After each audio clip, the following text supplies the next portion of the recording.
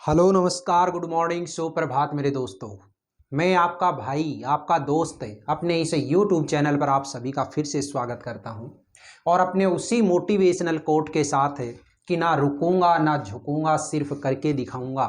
आज का हमारा जो टॉपिक चलने वाला है वो टॉपिक है दोस्तों एडवर्ब का पार्ट नंबर 15 और उसके अंदर हम देखने वाले हैं correct use of A adverb. देखिएगा दोस्तों, इस एडवर्ब का देखो पार्ट नंबर 15। आज कम से कम सोचने की बात है कि हम एडवर्ब का जो टॉपिक है उसके ऊपर है 15 क्लास बना चुके हैं और अभी भी अपना जो टॉपिक है वो टॉपिक खत्म नहीं होने वाला है। ठीक है, कम से कम इसकी शायद 5 से 7 क्लासें और भी बनेंगी।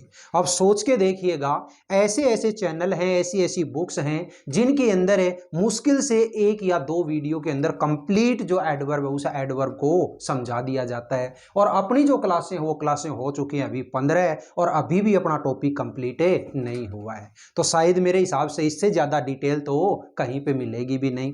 तो देखिएगा, ये जो अपन इतना सारा डिटेल के अंदर जो मैटर कर रहे हैं वो इसीलिए कि एक बार अगर अपन ने कोई चीज देख ली, एक बार अगर अपन ने कोई चीज पढ़ ली तो दोबारा शायद उसके अंदर तो कोई माथापच्ची करने की जरूरत नहीं बचेगी।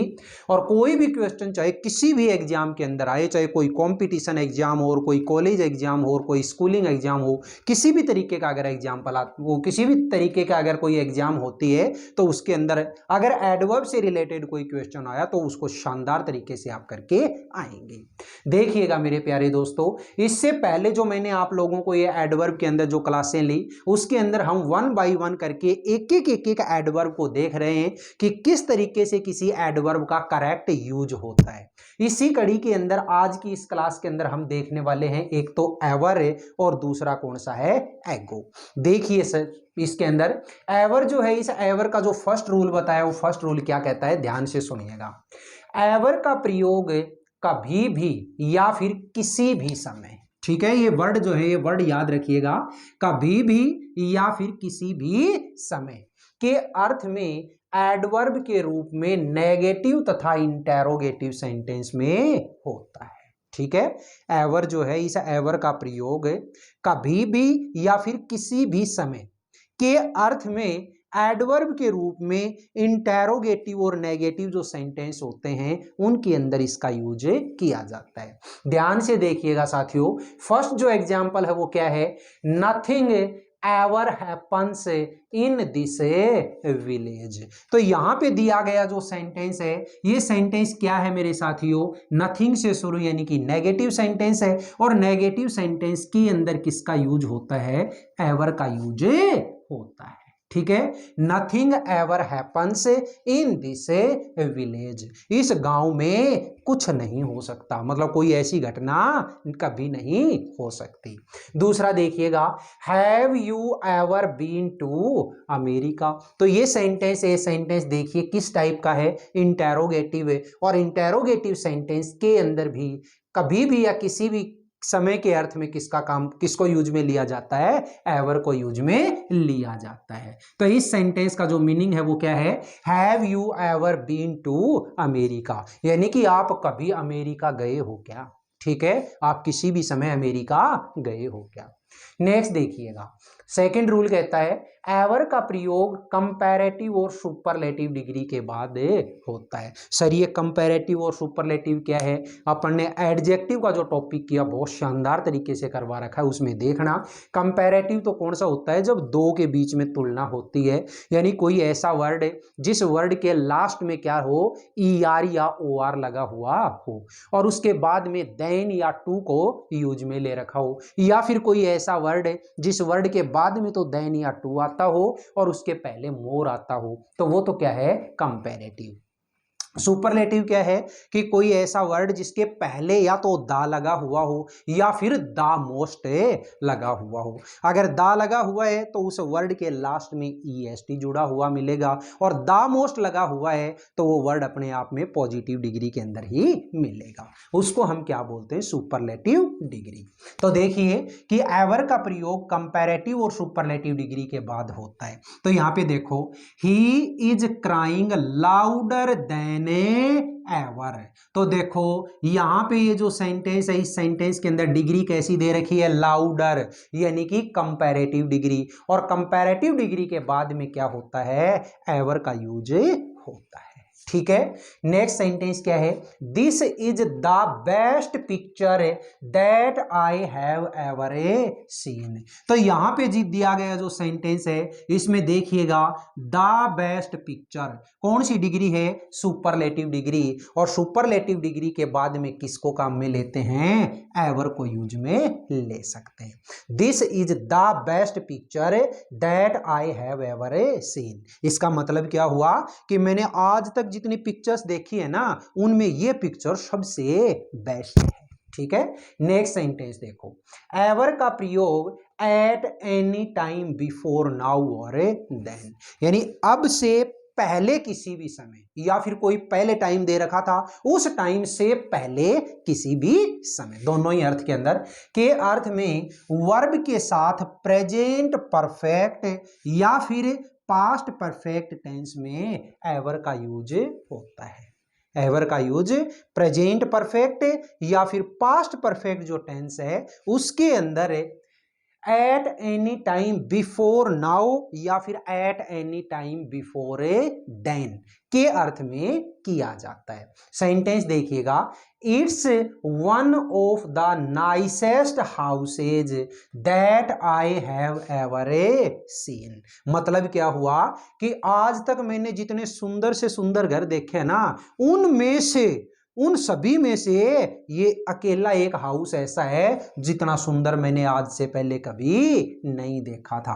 तो यहां पे देखिए आई हैव एवर सीन है ना, हैव कौन सा टेंस है, प्रेजेंट परफेक्ट है। और प्रेजेंट परफेक्ट टेंस के अंदर या फिर पास्ट परफेक्ट टेंस के अंदर आप किसको काम में लेते हो, एवर को काम में लेते हो। किसके अर्थ में, at any time before now या फिर at any time before then, यानी इस समय से पहले मैंने इतना सुंदर घर कभी नहीं देखा, इसका मतलब ये हुआ। नेक्स्ट देखो भाई, अगला रूल क्या कहता है कि इंटेरोगेटिव वर्ड्स, इंटेरोगेटिव वर्ड्स कौन से होते हैं, जैसे व्हाट है, व्हाई है, व्हेन है, विच है, हाउ है, ये वाले जो वर्ड होते हैं इनको क्या बोलते हैं दोस्तों, इंटेरोगेटिव वर्ड्स बोलते हैं। तो देखिए इंटेरोगेटिव वर्ड्स के बाद एवर का प्रयोग होता है। कैसे, देखो वॉट एवर, ठीक है, wherever, whenever, whichever and so on. तो ये इस तरीके के जो वर्ड होते हैं, ये वाले व्हाट है, वेर है, व्हेन है, विच है, इन वर्ड्स को क्या बोलते हैं हम, इंटेरोगेटिव वर्ड्स। और इंटेरोगेटिव वर्ड्स के साथ में किसको काम में ले सकते हो आप, एवर को काम में ले सकते हो। ठीक है, नेक्स्ट देखिएगा रूल नंबर 5 क्या कहता है, कभी कभी एवर का प्रयोग सदैव या हमेशा के अर्थ में, सदैव या हमेशा के अर्थ में एडजेक्टिव तथा पार्टिसिपल के साथ होता है। सेंटेंस देखो, जैसे ये बोला एवरग्रीन ट्रीज, एवरग्रीन ट्रीज का मतलब क्या होता है, ऐसे पेड़ जो हमेशा हरे भरे रहे, उनको क्या बोलेंगे, एवरग्रीन ट्रीज। तो यहाँ पे एवरग्रीन ट्रीज है, ये अपने आप में क्या हो गया दोस्तों, ये अपने आप में एक एडजेक्टिव हो गया। नेक्स्ट देखिए, his ever loving a wife, ठीक है, एन एवर इंक्रीजिंग डेप्ट। तो ये इस तरीके के जो वर्ड्स हैं इनके साथ में हमेशा आप किसके साथ है, या तो एडजेक्टिव के साथ है या फिर पार्टिसिपल के साथ। तो यहाँ पे एडजेक्टिव था, यहाँ पे क्या है, पार्टिसिपल। ठीक है, ये देखिएगा, ये क्या है, पार्टिसिपल। इनके साथ में किसको काम में ले सकते हो आप, इनके साथ एवर को काम में ले सकते हो। ठीक है, नेक्स्ट देखिएगा, अगले मेरी एडवर्ब आती है, उस एडवर्ब का नाम क्या है साथियों, एगो। एगो का फर्स्ट रूल क्या कहता है कि एगो का प्रयोग पास्ट या फिर गोन बाई, पास्ट या गोन बाई के अर्थ में एडवर्ब के रूप में पास्ट टेंस में होता है, ना कि प्रेजेंट परफेक्ट टेंस में। इस चीज का खास तौर से ध्यान रखिए कि एगो जो होता है, इस एगो का जो प्रयोग है वो या तो पास्ट के अर्थ में या फिर गोन बाई के अर्थ में। पास्ट टेंस के अंदर इसका यूज होता है, कभी भी इसका यूज प्रेजेंट परफेक्ट टेंस में नहीं होता। देखिएगा एग्जाम्पल क्या कहता है, I came to Delhi exactly 5 years ago. तो देखो आई केम कैसा टेंस है, वर्ब की कैसी फॉर्म है, सेकंड फॉर्म, और सेकंड फॉर्म है इसका मतलब है पास्ट सिंपल। तो पास्ट के अंदर इसका यूज होता है किसी टाइम को शो करवाने के लिए, यानी कि पास्ट या गोन बाई के अर्थ में।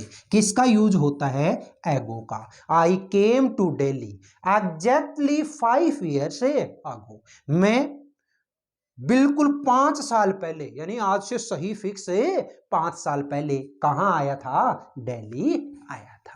नेक्स्ट सेंटेंस देखो, the train has left a few minutes ago. भाई ये जो सेंटेंस है, इस सेंटेंस के अंदर किसको यूज में लिया है, एगो को। लेकिन ऊपर वाली लाइन तो देखो कि एगो जो होता है वो कभी भी प्रेजेंट परफेक्ट टेंस के लिए नहीं आता, और यहां पे तो क्या लगा दिया, हैज लगा दिया, मतलब ये सेंटेंस ही गलत हो गया। ठीक है, हैज नहीं हो सकता, ये कह सकते हो the train left a few minutes एगो, ये कह सकते हो, क्योंकि लेफ्ट है यहाँ पे, फिर हैज कटने के बाद क्या हो जाएगी, ये सेकंड फॉर्म हो जाएगी, और सेकंड फॉर्म है तो मतलब पास्ट टेंस है, और पास्ट टेंस के अंदर तो एगो का यूज हो सकता है, मतलब ये हैज है, ये हैज यहाँ पे गलत है। ठीक है, नेक्स्ट देखिए आगे यहाँ पे क्या दिया है, एक देखो रेड लाइन में लिखा हुआ है कुछ, time expressing words. Time expressing words का मतलब क्या है, देखो ये वाला जो मैंने लिख रखा है ना, जैसे 5 years, ठीक है, जैसे ए फ्यू मिनट्स, ये वाली जो चीजें होती हैं, इन चीजों को हम क्या बोलते हैं, टाइम एक्सप्रेसिंग वर्ड्स बोलते हैं। तो याद रखना कि टाइम एक्सप्रेसिंग वर्ड्स के बाद में अगर अगो दे रखा है ना, के पहले बिफोर, एट, इन, सिंस, एटसेट्रा का प्रयोग नहीं होता। याद रखिएगा, जब भी कभी कोई ऐसा सेंटेंस है जिस सेंटेंस के अंदर ये टाइम एक्सप्रेसिंग वर्ड दे रखे हैं और इसके बाद में अगो दे रखा है, तो यहाँ पे इस जगह पे, ये वाली जगह है ना, इस जगह के ऊपर कभी भी बिफोर, एट, इन, सिंस, इनका प्रयोग नहीं होता। अगर इनका प्रयोग वहां पे है तो इसका मतलब गलत है। ठीक है, नेक्स्ट देखो, सेकंड रूल क्या कहता है, एगो के बाद दैट का प्रयोग होता है। अगो के बाद दैट का प्रयोग होता है, ना कि सिंस का। ठीक है, लेकिन एगो का प्रयोग नहीं होने पर सिंस का प्रयोग होता है। थोड़ा सा रूल अटपटा है, ध्यान से सुन लेना कि एगो के बाद दैट का प्रयोग होता है, ना कि सिंस का, लेकिन अगो का प्रयोग नहीं होने पर सिंस का प्रयोग होता है। कोई भी सेंटेंस है जिसके अंदर अगर एगो को यूज में ले रखा है तो उसके बाद में हमेशा दैट लगाओगे, ना कि सिंस। लेकिन सेंटेंस के अंदर अगर अगो नहीं है तो फिर आप दैट नहीं लगाओगे, तो क्या लगाओगे, सिंस लगाओगे। सेंटेंस देखो क्या कहता है, it was 5 years ago, it was 5 years ago that my grandfather died।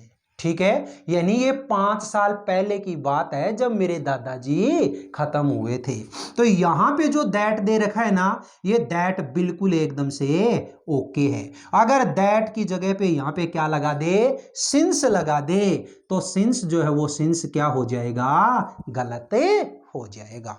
एगो के बाद में सिंस नहीं आता, एगो के बाद में दैट आता है। दूसरा सेंटेंस देखिएगा, it is 5 years since my grandfather died. अब देखो इस सेंटेंस के अंदर एगो नहीं है, कहीं पे अगो नहीं है, तो फिर आप क्या लगाओगे, सिंस लगाओगे। ठीक है, सिंस बिल्कुल एकदम ओके है। अगर अब यहां पे आपने दैट लगा दिया तो वो दैट क्या है, गलत हो जाएगा। यहाँ पे दैट नहीं लगा सकते, यहाँ पे क्या लगाओगे अबे सिंस। क्यों? क्योंकि इस सेंटेंस के अंदर अगो को यूज में नहीं लिया। बोलिएगा मेरे प्यारे दोस्तों, आज की इस क्लास के अंदर मैंने ये दोनों के दोनों, एक तो एवर और एक है एगो, ये दोनों ही एडवर्ब करवाई, आपको कैसी लगी? अगर ये वीडियो आपको अच्छा लगा तो वीडियो को आप ज़्यादा से ज़्यादा लाइक करें, शेयर करें, कमेंट बॉक्स में कमेंट जरूर करें, और अपने इस चैनल को अगर आपने अभी तक सब्सक्राइब नहीं किया तो प्लीज़ इस चैनल को सब्सक्राइब करके आप पास वाले बेल आइकन को जरूर प्रेस कर लें, ताकि मिलने वाली नई वीडियो की नोटिफिकेशन आपको तुरंत मिलती रहे। ठीक है दोस्तों, फिर मिलेंगे अपन अगले वीडियो में। तब तक के लिए आप हंसते रहिए, मुस्कुराते रहिए, बहुत शानदार तरीके से अपने इन वीडियोस का आनंद उठाते रहिए। एक चीज़ और है जो कि मैं बार बार पहले भी आपको बोल चुका और आज फिर से बोल रहा हूं, आज है अपने 1 मई, और पहले भी वीडियो के अंदर मैंने बोला था कि 1 मई के दिन अपने यहाँ बनगोठड़ी गांव के अंदर जो वंशिका मैरिज गार्डन है वहां पे, ठीक है, अपने स्पोकन इंग्लिश की क्लासें शुरू होने वाली हैं। और इंग्लिश की ये जो क्लासें होंगी ये आज 1 मई से लेकर के और आने वाली 30 जून तक का जो टाइम है, इस 30 जून तक का टाइम रखा गया है ना। तो ये जो 30 जून तक का जो टाइम है 2 महीने का, इस 2 महीने के टाइम पीरियड के अंदर आप लोग बिल्कुल अच्छे तरीके से इन चीज़ों को क्लियर कर सकते हैं। ठीक है, अब ये जो वीडियो है, इस वीडियो में कई सारे लोग सोच रहे हैं सर आज तो 2 मई है, आप 1 मई क्यों बोल रहे हैं? क्योंकि वीडियो है, ये वीडियो मेरी 1 दिन पहले बन जाती है ना। तो इसलिए ध्यान रखिएगा कि अपने इस 2 महीने के टाइम पीरियड का बहुत अच्छे खासे तरीके से आपको फायदा उठाना है। इन छुट्टियों को बर्बाद ना करिएगा, बहुत शानदार तरीके से आप इंग्लिश स्पोकन का कोर्स कर सकते हैं सिर्फ 2 महीने के अंदर। ठीक है दोस्तों, फिर मिलेंगे अपन अगले वीडियो में, तब तक के लिए all the best, see you again next time.